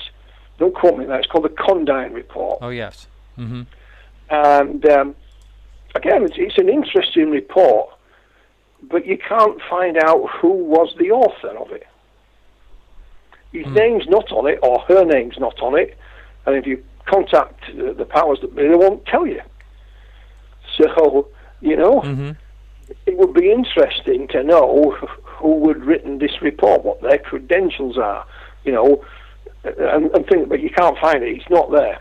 So, and that's been a bit of a puzzle as well. But it's just another little niggly things that you find when you're going through these documents. You know what I mean? Yeah, yeah. No, I had never realized. I knew that it was, the British government study, but I never knew that you couldn't actually see the authors. No author's name on it. No, I mean, again, we've asked Nick Pope and he won't comment because Nick, to it, he's still bound, even though he's retired from the Ministry of Defence, he's still bound by the Official Secrets Act. Right. And that's fair play to him. Yes. Yeah, absolutely. Now, someone wanted to ask in here, do you see a worrisome amount of infighting or closed-mindedness in the UFO community today more than in the past? Oh, absolutely. I'm on Facebook, and there's other social media sites, and it is so easy now there's been war raging about all kinds of different topics. I personally That's for sure. won't get involved in any of it. I've been there and done that in the old days when you either did it on the phone or in writing or face-to-face. And of course, that made it much more difficult. You didn't have an instant audience like you do now. Yeah. And one of them, I'll mention it briefly. And I'm not taking sides. Is people with Larry Warren. Larry is co-author of the book Left at Eastgate. Now, some people say Larry wasn't at Rendlesham and he's a liar and he's done this, that, and the other. Others say, no, you're talking rubbish. I'm being polite when I say that. He was there. He's telling the truth, and so on. And it has literally been a war that's raged, and I've kept well out of it. But that's just one example. Yes. So, in my opinion, it is far worse than it's ever been. And I don't like to give advice, but I will on this occasion. My advice is, it's a complete waste of time, really. Don't get involved. Just walk away. I personally have got better things to do with my time than argue the toss-up whether Larry was there or was not. Larry Warren and Peter Robbins came to stay with me some years back when they were promoting the book, and they were perfect gentlemen. No, that's all I can say, and I'll let others decide for themselves. I never thought of the social media aspect, but you're absolutely right about that. You see a lot of infighting in general on any topic from politics to anything you can imagine. So absolutely. Yeah. And speaking of that, there's I'm sure you've seen this making the rounds, this new alien mummy, the what do they call it, the Nazca line alien or something like that. I don't know if you want to talk about that. I would like to bring it up only for a fact that I think it's bogus myself, and I'm only saying this, I don't have any factual information or anything, but I'm saying it as an antique and fine arts appraiser. I've been doing that for over 40 years, and anytime I've ever seen anything plastered with a lot of age to it, two things happen. First of all, most of the time it yellows, and secondly, there comes over what's called a patina. In other words, it'll have, with age, it just has a natural like sheen, not necessarily from handling or anything like that. It just happens with age. And this is just this white plaster thing with 3 toes and 3 fingers. And yeah, it's bogus. But there are people getting bogus. And you know as well as I do, Martin, that the mummies from South America were, you know, they were put in a like a fetal position, put in a covering, and left in the ground, and they just dried out, you know, by themselves. Not like the Egyptian mummies that had to be dried on purpose. That's why they removed all the soft tissue, like the brains, the heart, and all that kind of stuff. Yeah. They mummified them in Egypt, but in Southern America, they've been so high and so dry, it was natural mummification, and the mummies didn't look anything like that lump of plaster on that table. And as soon as you have a gentleman by the name of Jaime Masoon involved, you should walk away. End of story. And I'll say no more than that. Yeah.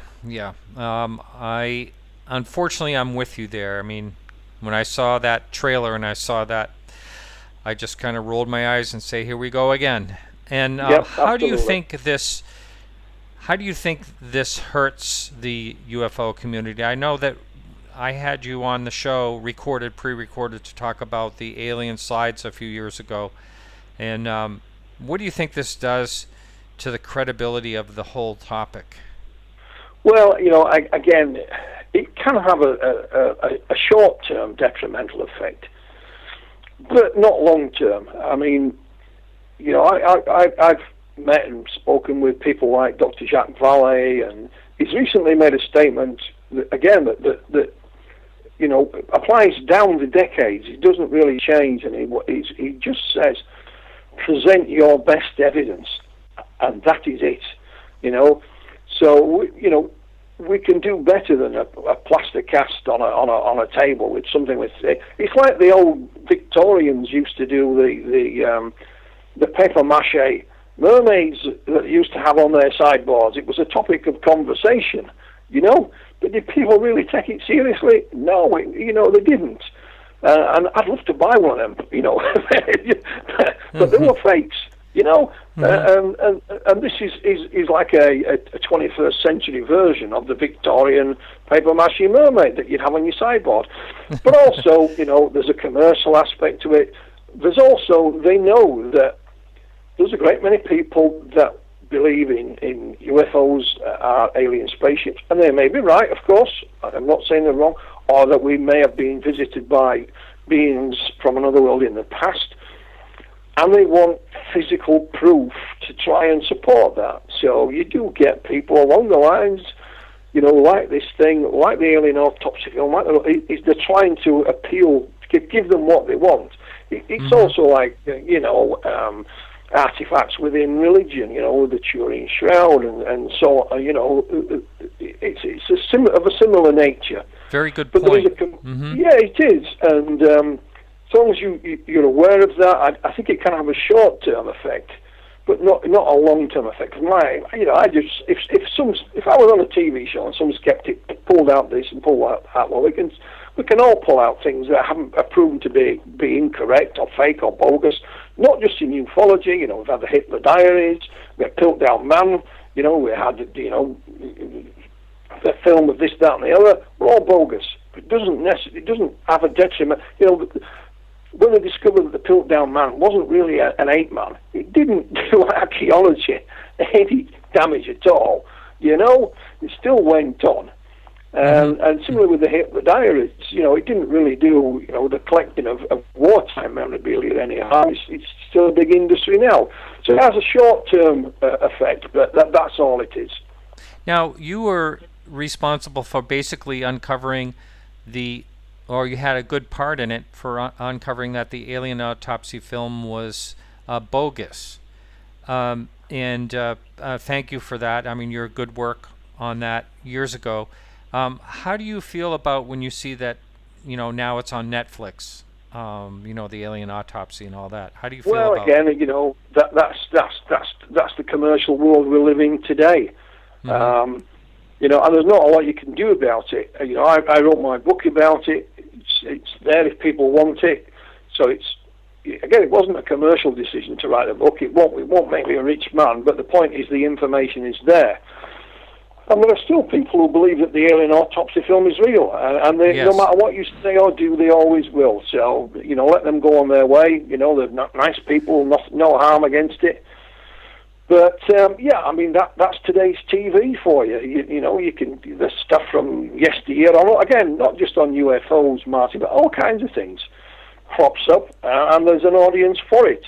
Mm-hmm. But again, if you are of an inquiring mind, and you think, well, yeah, that was interesting, you've only got to go and log on, and you can find all the information you want. Now, whether it's correct or not, that's for you to decide. But the information is there, so you're not just relying on what you see on that small screen, like we were when we were kids, Yes. And or if you went to the cinema and watched a movie. I mean, in those days, if you wanted to go watch a movie and you didn't get to see it, that was it.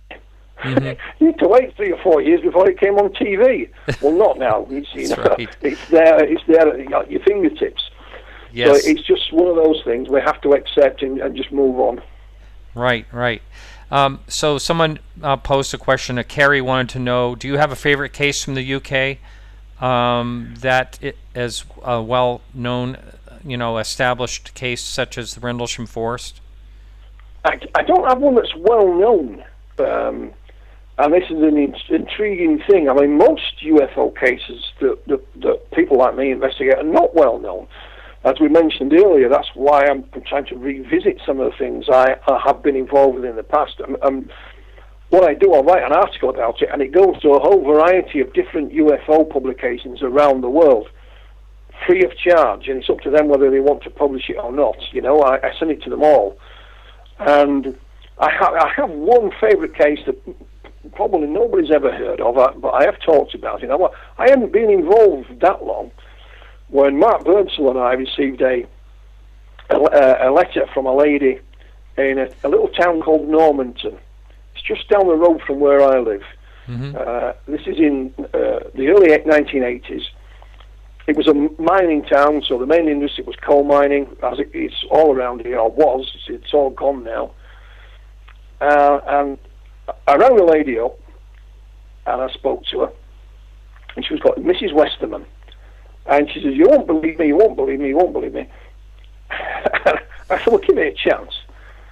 And she'd seen our number and our details in a local newspaper, and decided to contact her. Anyway, we went to speak to Mrs. Westerman.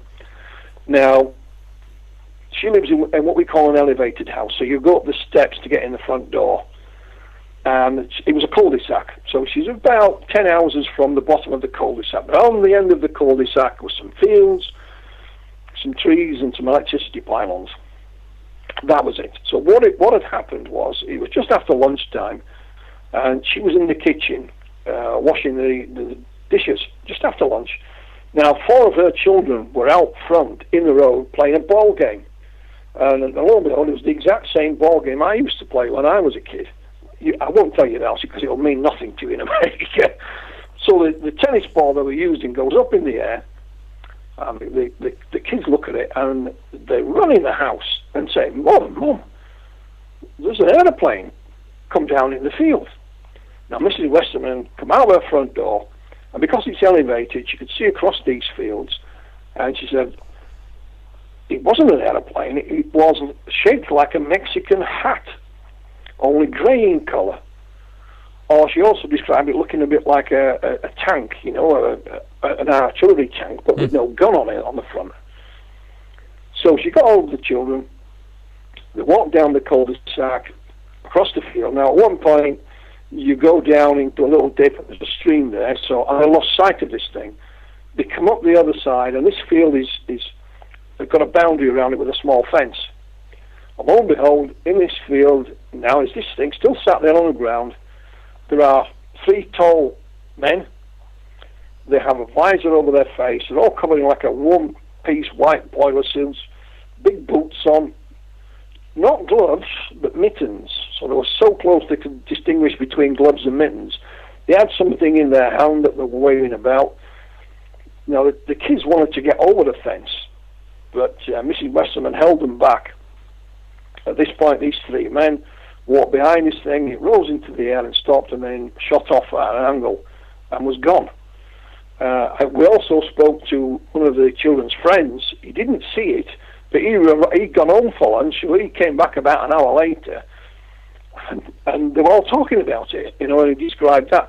Now, at no point did she describe this as a spaceship or flying saucer or anything like that, and what amazed her more than anything, not just the sighting itself, although Normanton's a small town, it's straddled by a motorway on either side. It was a beautiful sunny day, and she thought, this will be all over the newspapers tomorrow. Lots of my neighbours would have seen it, people driving down the motorway must have seen it, but nothing. Not a soul. Nothing. And we've even tried again, the local newspaper that covers the area have run the same story a couple of times down the years for me, to see if there's anyone else that, claims to have seen this thing. And not a thing. And that puzzled her more than anything, is why just her and her children saw this on a lovely summer's day and no one else did, And it's not so much of what this lady claims to have seen. Now, it's a mining area, or it certainly was then. Her husband worked down the coal mine. I come from a mining village. My father worked down the coal mine all his life. Wow. So I was raised by people exactly like this. On a second occasion when we went back to ask her a few further questions, she had a curlers in her hair, and she wouldn't let us take a photograph of her. There were what we call the salt of the earth. I know it's not scientific or anything like that, but to me, this lady was either lying, and the children were lying, or they was telling the truth. There's no grey area. There's no misidentification here. It wasn't a helicopter or the planet flaming Venus or a weather balloon or anything like that. And I couldn't find any reason why she would lie. Yeah. She didn't even want us to use her name. I haven't done for many. Yeah, I do now, but I didn't do for many, many years. So you make of it what you will. I have no reason to disbelieve this lady and her children. And it's one that's always stuck in my mind. I don't know if it's because I haven't been involved in the subject that long. I was just the impression these people. But it's just one of several. But that certainly springs to mind, Martin. Yes. Yeah, that's a great one. That's really good. I really like that. Very fascinating. So Carrie wanted to know, do you think with the growing field of alternative media such as podcasters and video blogs as a means of information, this will grow to influence the people believe... I'm sorry, let me read that again. This will grow to influence what people believe when it comes to UFOs, the UFO subject, over traditional news reporting. Absolutely, yes, I do. And to some respect, it may not be that much of a bad thing. It just depends on your own personal view for it. I mean, we talked about the tabloid press earlier on not giving two monkeys. They're out just to make some money. With the online things, they're not out to necessarily sell you something, but there's all the advertising. So, they get clicks, they'll get money. So the technology today allows the UFO community, if they want to say, well, to hell with the traditional press. It's like me with the publication of my books. I don't have to go cap in hand to a publisher anymore. The technology now allows me to do it myself. Uh-huh. Same as I'm talking to you tonight. In the past, it would be my local radio station or the BBC. You were dependent on them, giving you a nod. And sometimes it was difficult, Also, other times all I wanted to do was make fun of you. So, ufologists, whatever you want to term it now, has the opportunity to say bye-bye to all the old guard and do it themselves. But again, it's not policed, it's not regulated, so you will have to pick and choose. Let's be fair about it, Martin. There'll be good and bad amongst podcasters, websites, whatever, Facebook pages, whatever, and you have to, tread through the minefield carefully yourself. But it's up to you, and then make your own decision. People listening to this tonight may think I'm talking absolute rubbish. Oh, that's fine. that is absolutely fine. But we can agree to do that, Martin. That's the point. Without falling out, say, "I'm sorry, Philip, but I don't disagree. I disagree with you totally about crop circles, and this is why." Well, that's fine. I have no problem with that whatsoever. And we can not go down the route of name calling and falling out and so on. We can agree to disagree at times as well. So the technology is there for us to do it ourselves, and I think it's only going to grow, Martin. I really do. Yes, I do agree. It's a double-edged sword, as you know. As you mentioned, with technology comes the other side of it, and as we talked about earlier, the clickbait and the hoaxing, all that. There's no real big hoax case, is there, that's that comes to mind, or something that's been recently found out that whatever the sighting was? The last main one was a couple of years back, was the Roswell slides, of course. Yes. And again, once the slides were made, on a picture from them was put into the public domain, then the answers to it were found within no time. I think that's wonderful that it's like a self-policing. So that is the upside of technology. Absolutely, and you found people around the world. I got involved with it because I thought this is a mummy. So I thought the obvious people to ask are archaeologists, and I sent, I'd go online, found a list of them, sent them the picture and saying, "What do you think this is?" And a lot of them came back and told me what their thoughts were, and allowed me to quote them as well, from very from very well-known establishments around the world, and others were able to, look at the card that it had on it and decipher it, and clarify it and so on. So within no time at all, that was end of story. So that's the last, sort of major hoax. So in some respects, it makes it more difficult. We have websites now that put out UFO videos by the ton, and you should be wary of them. Yes. Let's assume that UFOs, as people describe them, are physically real. Let's assume you're out walking your dog tonight, and you see one, and you've got a good camera phone with you, and you film it. What's the first thing you're going to do? Well, the first thing I would do is not put it on YouTube. I would say, I want somebody to look at this, somebody with a degree of capability behind them, and tell me what on earth it is, and then we'll think about showing it to people. So I would always ask that question: what would you do if you'd film one of these things? Would you go and stick it on YouTube? And if the answer is no, well then, why do you believe all these others? I agree. I think the mentality of a lot of people probably not thinking along the same lines. I understand what you're saying, but let's just say a lot of people just think everything should go on YouTube, and well, this is exciting, I'll put it on YouTube, type of thing. Oh yeah, there is an argument, of course. Yeah, I mean it's an instant world in that respect. Perhaps I'm from the old school, Martin. I mean, I'm almost 60 now. I started when I was very young, you see. But it is a minefield, but it's up to you to tread through it carefully, of course. Oh yes, there's very few real good, credible videos on YouTube. A friend of mine called Russell Callahan. Russell was Graham Birdsall's son-in-law, and worked hand in glove with him on UFO magazine. Now, one of the things that Russell does as a profession is he films sporting events. So he knows what cameras are. He'll bore the pants off you talking about cameras. But one of the things that bothers Russell is that he says instant cameras that we all have on us now, or a lot of people do, certainly in the Western world, are better and better and better, more sophisticated. The pictures are clearer. But when it comes to UFOs, it seems to have gone in the opposite direction.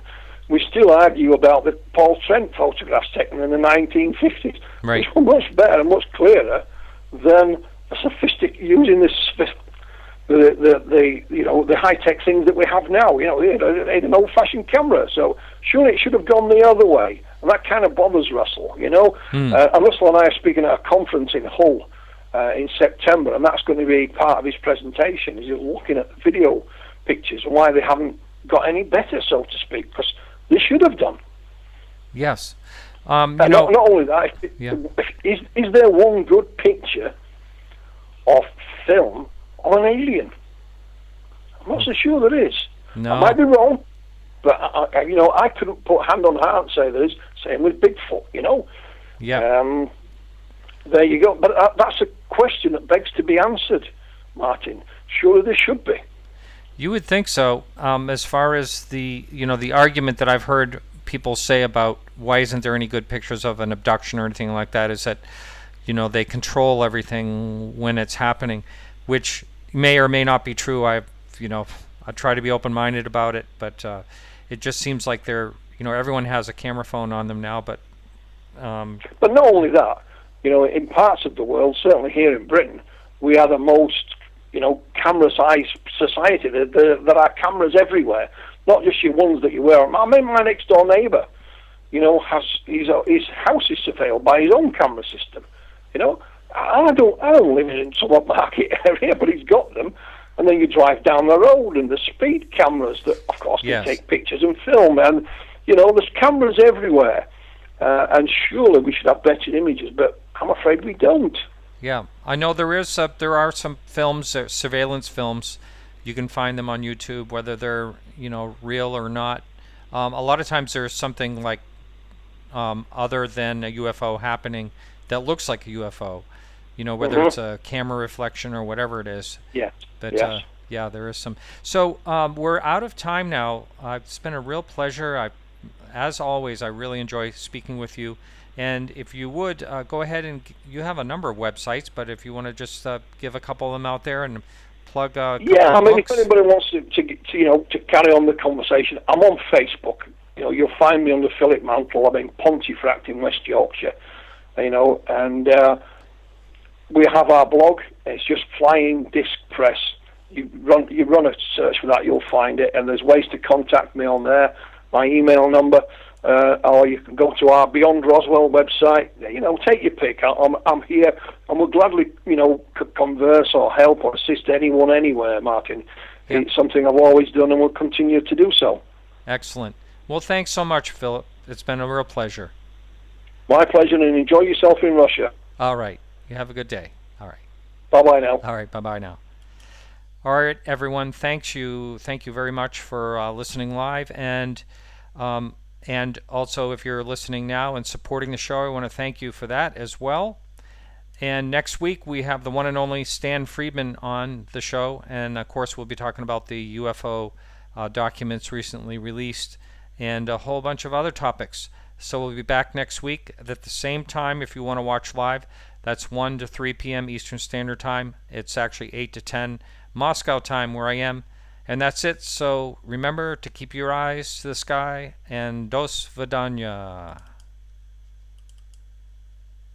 Oops, it's not working. That really failed. Hang on just a minute. We have a failed. There it goes.